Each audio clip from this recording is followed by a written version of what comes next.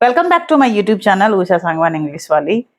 और माँ भारती के वीर पुत्र और पुत्रियां और इस देश के कर्णधार कैसे हैं आप सभी। जैसे आप लोगों के ऊपर रिस्पॉन्सिबिलिटी है उसी तरह से मेरे ऊपर भी एक रिस्पॉन्सिबिलिटी है कि मैं चुन चुन के टॉपिक आपको देती रहूं और किस तरह से आप फुल मार्क्स स्कोर कर सकते हैं वो मैं आपको दूं।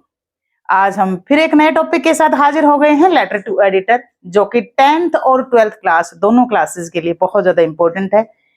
लेटर टू एडिटर क्यों लिखा जाता है, कौन है ये एडिटर, क्या पावर है इसके पास और क्या रोल प्ले करता है ये, क्या डिवीजन ऑफ मार्क्स है, फुल मार्क्स हम कैसे सिक्योर कर सकते हैं और किन किन चीजों का हमें ध्यान रखना होता है, ओपनिंग पैराग्राफ कैसे होता है, कॉम्प्लीमेंट्री क्लोजिंग कैसे करनी है, डेट किस तरह से लिखते हैं।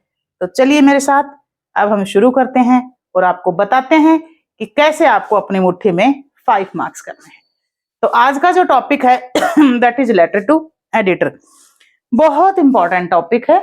एडिटोरियल का जो लेटर है, चाहे क्लास 10 है चाहे क्लास 12 है, इवन बहुत से स्कूलों के अंदर 6th 7th 8th 9th से ये सिखा दिया जाता है।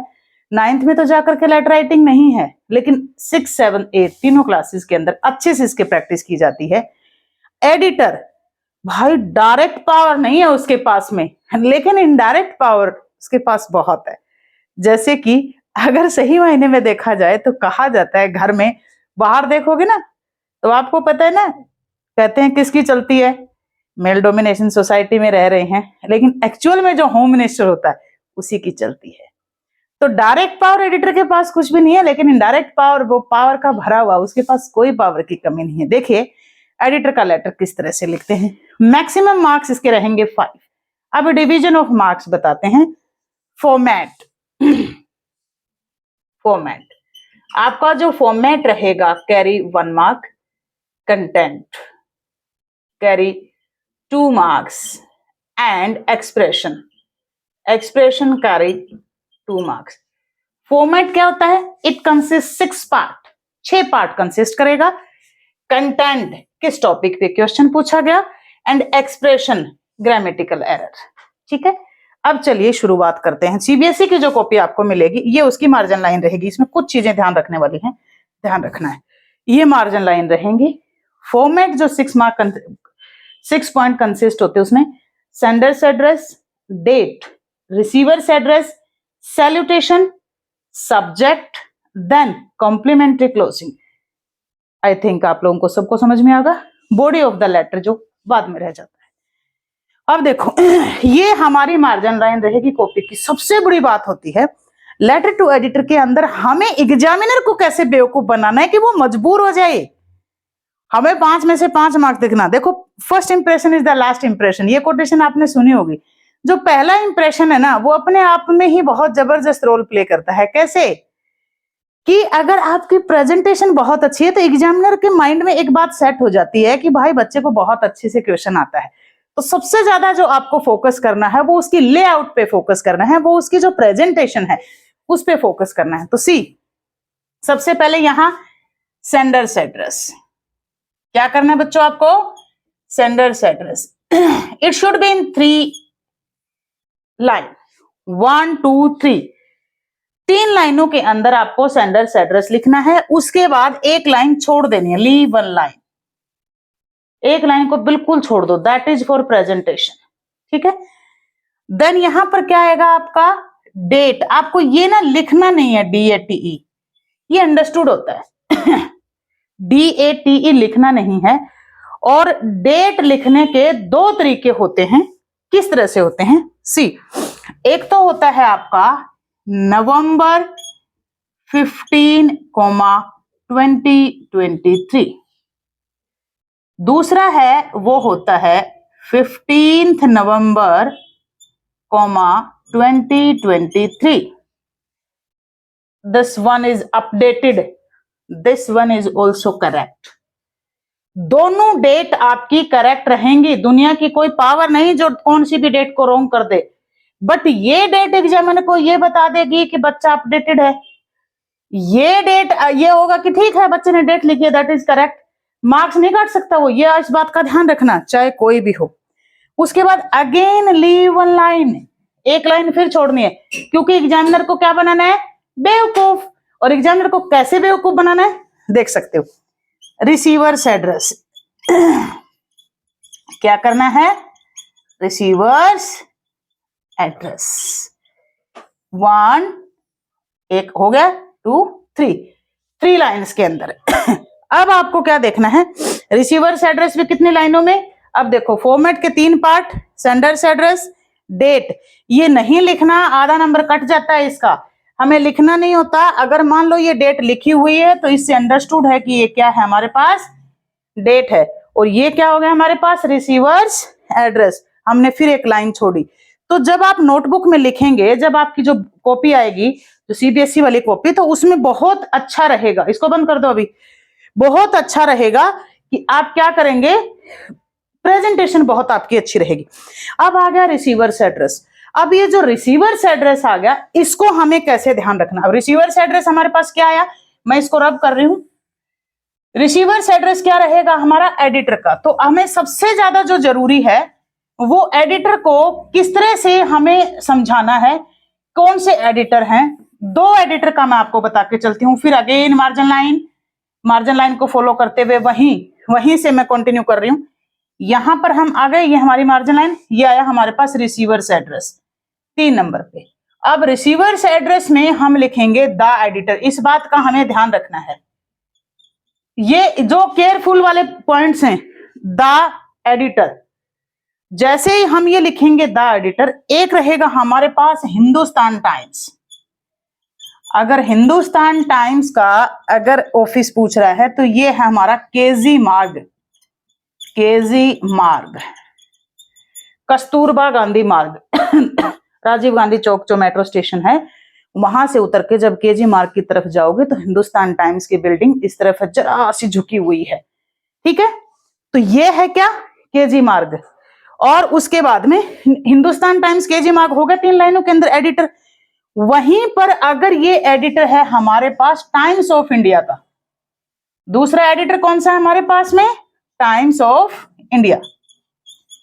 टाइम्स ऑफ इंडिया का अगर एडिटर है तो उसका क्या रहेगा, BSZ मार्ग, बहादुर शाह जफर मार्ग, BSZ मार्ग या बहादुर शाह जफर मार्ग, हमें इस बात का भी ध्यान रखना है, ठीक है।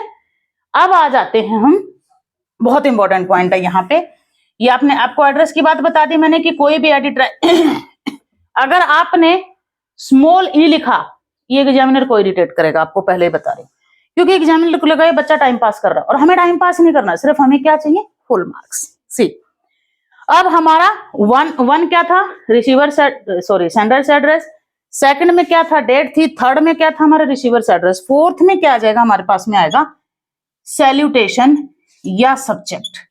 अब हमें ये वाले पॉइंट क्लियर करने हैं, सैल्यूटेशन या सब्जेक्ट। अब सैल्यूटेशन में क्या आता है, सर या मैम, जिसको सैल्यूटेशन बोलते हैं। देखो एक बात ध्यान रखना, जो ब्रिटिश इंग्लिश है उसके अंदर सैल्यूटेशन नंबर 4 पे आता है और सब्जेक्ट नंबर 5 पर आता है। किसमें, ब्रिटिश इंग्लिश में।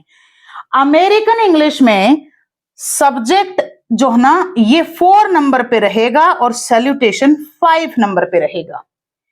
ये किसमें है हमारा, ब्रिटिश इंग्लिश।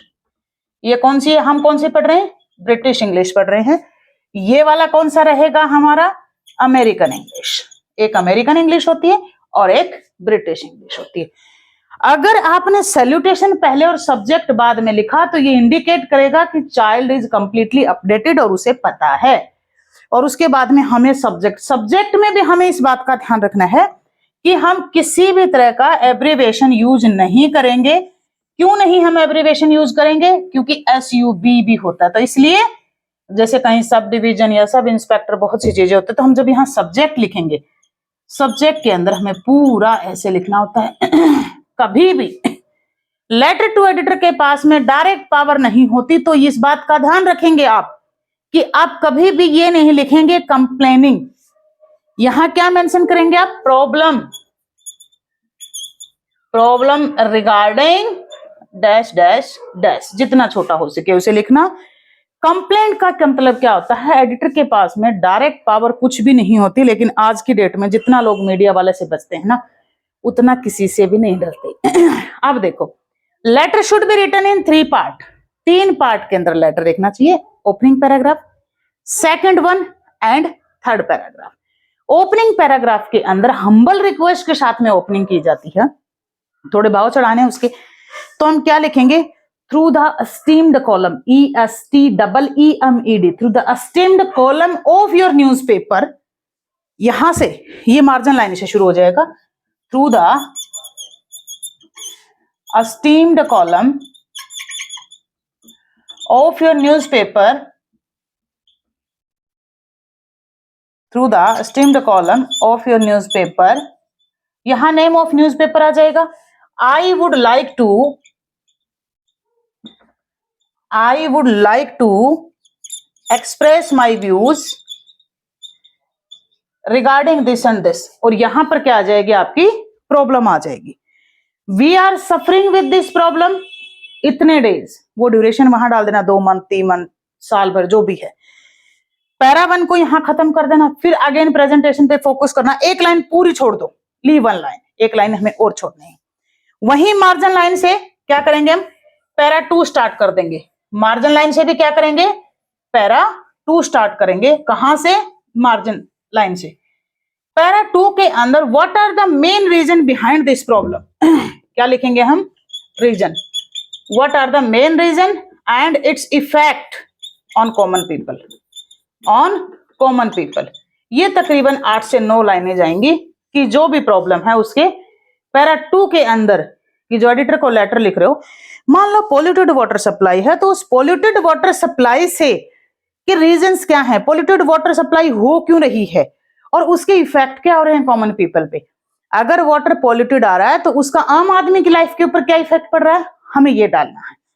पैराग्राफ 3, आपने प्रॉब्लम तो बता दी, suggestion, that is very important paragraph. आपको क्या करना होता है, आपको वहां सजेशन हर हाल में देना होता है कि what are the main suggestion of this problem, और minimum 3 suggestion you have to write, आपको 3 सजेशन हर हाल में लिखने होंगे। अगर आपने 3 सजेशन नहीं लिखे तो मार्क्स वहां डिडक्ट हो जाते हैं, क्योंकि जो सजेशन है that is very important point. And उसके बाद में आपको क्या करना है, सजेशंस। ये लाइनें हमारी क्या है, 8 से 9 लाइनें। वर्ड लिमिट शुड बी 150, इसकी जो लेटर टू एडिटर की जो वर्ड लिमिट होती है वो 150 होती है। ये आया हमारा कौन सा, पैरा 2। पैरा 2 के अंदर हमने क्या डाला कि what are the main reason behind the problem. अगर मान लो पॉल्यूटेड वाटर सप्लाई है, पॉल्यूटेड वाटर सप्लाई के अंदर क्या लिख सकते हैं हम, leakage in pipeline, not purification, proper purification of the water हम लिख सकते हैं। फिर आगे हमारे effect on common people, common people के ऊपर इसके क्या क्या इफेक्ट हो सकते हैं कि डायरिया हो रहा है, लूज मोशन हो रहे हैं, फीवर हो रहे हैं। अगर वाटर पॉल्यूटेड होगा तो पानी से तो सारी बीमारियां हो रही हैं, वो हमारे स्टमक को इफेक्ट करेगा, स्टमक को इफेक्ट करेगा तो हमें क्या करना पड़ेगा, ये हमारी जेब पे भारी पड़ेगा, तो हमें किससे मिलना पड़ेगा, फिर विद डॉक्टर। और जब डॉक्टर से मिलना पड़ेगा तो क्या होगा, इट विल इम्पैक्ट अस, ये हमें इम्पैक्ट करेगा, क्योंकि उन्हें फाइनेंशियली भी इम्पैक्ट करेगा और उनकी हेल्थ के ऊपर भी इश्यू आएंगे। तो ये हमें क्या लिखने होते हैं, रीजंस। रीजंस क्या रीजन थे, इफेक्ट, कॉमन पीपल पे इस चीज के क्या इफेक्ट आ रहे हैं। फिर अगला जो रहेगा उसका सजेशंस। सजेशंस मिनिमम 3 सजेशंस क्यों बोले, मान लो कोई भी प्रॉब्लम है, प्रॉब्लम के लिए तो कोई भी बोल देगा कि ये वाली प्रॉब्लम है, लेकिन इसका सॉल्यूशन भी तो चाहिए। अगर हमें इसका सॉल्यूशन चाहिए तो इसका सीधा सीधा हिसाब किताब है। अगर इस प्रॉब्लम का सॉल्यूशन है तो मिनिमम 3 सॉल्यूशन बता दो भाई, जो प्रॉब्लम है। अब क्या होता है कि मान लो एक एडिटर के पास में 100 लेटर पहुंचे, 100 में से हर एक ने कितने एडिटर के कितने सजेशंस लिख रखे थे, 3 सजेशंस लिख रखे थे। वहां पर कोई एक ऐसा सजेशन होगा जो 100 के 100 लेटर में होगा, तो एडिटर वहां से उस चीज को चूज करेगा कि हाँ भैया this suggestion is very important, और इसको इंप्लीमेंट किया जाए तो पर्टिकुलर जो प्रॉब्लम है उसको सॉर्ट आउट किया जा सकता है। तो हमें यहां पर अपना फोकस करते हुए इस चीज का हमें ध्यान रखना है। होप आपको ये सब समझ में आ गया। फिर आती है हमारी कॉम्प्लीमेंट्री क्लोजिंग, हमें किस तरह से करनी है। अब हमें कॉम्प्लीमेंट्री क्लोजिंग भी तो करनी पड़ेगी ना, वो भी तो बहुत ज्यादा जरूरी है। उसकी क्लोजिंग करने के लिए हमें क्या करना होता है, therefore I hope that you will publish my article in your newspaper to attract the attention of the concerned authority. क्योंकि मैंने क्या बोला, एडिटर के पास डायरेक्ट कोई पावर नहीं है, बट इनडायरेक्ट वे में एडिटर बहुत ज्यादा पावरफुल होता है। और लास्ट में जो है ना हमारी एक कॉम्प्लीमेंट्री क्लोजिंग आएगी। पैरा 3 के अंदर हम क्या डालेंगे, पैरा 3 के अंदर, पैरा 2 ये हो गया हमारा, पैरा 3 के अंदर भी रहेंगे हमारे ये दिस वन इज, फिर अगेन एक लाइन हमें छोड़ते हुए this is para 3 suggestions. Suggestions हम इसमें डालेंगे मिनिमम कितने डालेंगे हम, 3 सजेशंस डालेंगे। फिर यहां पर आ जाएगी हमारी complimentary closing, therefore I hope that you will publish my article, ये सब। And now complimentary closing. Complimentary closing के अंदर फेथफुली अब जो है ना नहीं लिखना हमें, फेथफुली के ऊपर भी एग्जामिनर मार्क काटता है। क्योंकि कई बार क्या होता है, सिंसियरली, फेथफुली जो ना आउटडेटेड हो चुका है, तो सिंसियरली को हर जगह पे अब एक्सेप्टेंस मिल चुकी है। तो आप क्या लिखेंगे, योर्स, YOURS। दूसरी बात, अपस्ट्रोफी एस भी नहीं लगाना, इस बात का ध्यान रखना, ये भी हाफ मार्क रिडक्शन में ले जाएगा आपका। नहीं तो योर्स सिंसियरली, CERELYSINCERELYABC।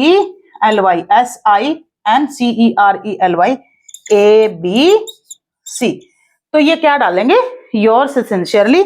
और जब आप इसे डालेंगे तो ये लेटर आपका कंप्लीट हो गया। फॉर्मेट के अंदर क्या थे आपके 6 पार्ट कंसिस्ट करा, sender's address, receiver's address, date, salutation, subject and complimentary closing. अगर आपके 6 के 6 चीजें करेक्ट हैं तो एग्जामिनर आपको मार्क्स हर हाल में देगा। ठीक है। दूसरी बात, लेटर टू एडिटर का एक रूल होता है कि अगर आपने content, body of the letter नहीं लिखी तो आपको मार्क्स नहीं मिलेंगे। अदर जो पार्ट होते हैं जैसे नोटिस राइटिंग है, आपने जस्ट फॉर्मेट लिखा और आपने छोड़ दिया तो एग्जामिनर उसे आप मार्क्स देगा। लेकिन लेटर के केस में ये सब नहीं होता। अगर आपने बॉडी नहीं लिखी, अगर आपने कंटेंट नहीं लिखा तो आपको कोई मार्क्स गेन नहीं होंगे। आपको, चलो मैं कहती हूँ कुछ भी नहीं आता तो ऊपर का तो आता होगा, through the esteemed column of your newspaper I would like to express my views dash and dash and dash and, ये लिख दो, we are suffering from this problem. आधे उस क्वेश्चन से उठा लो, रीजन क्या, एक आध रीजन तो आपको मिल ही जाएगा। इफेक्ट तो हमें पता ही है, अगर ये बीमारी है तो इसका क्या इफेक्ट हो सकता है। सजेशन दो, दिमाग में आ जाए, घुसेड़ दो। सबसे बड़ी बात है पूरा का पूरा जो 6 के 6 पार्ट अगर आपने लिख दिया, 1 मार्क आपका ये हो गया। एक कंटेंट को होगा ना करते हुए 3 मार्क्स आपके, कोई भी एग्जामिनर नहीं रोक सकता। ये छोटे छोटे ट्रिक्स हैं। इस तरह के ट्रिक्स को जानने के लिए उषा सांगवान इंग्लिश वाले को सब्सक्राइब करें, वॉच करें, शेयर करें, आगे बढ़ते रहें। कोई डाउट हो तो कमेंट में डाल दें, हम उसको सोल्व करेंगे।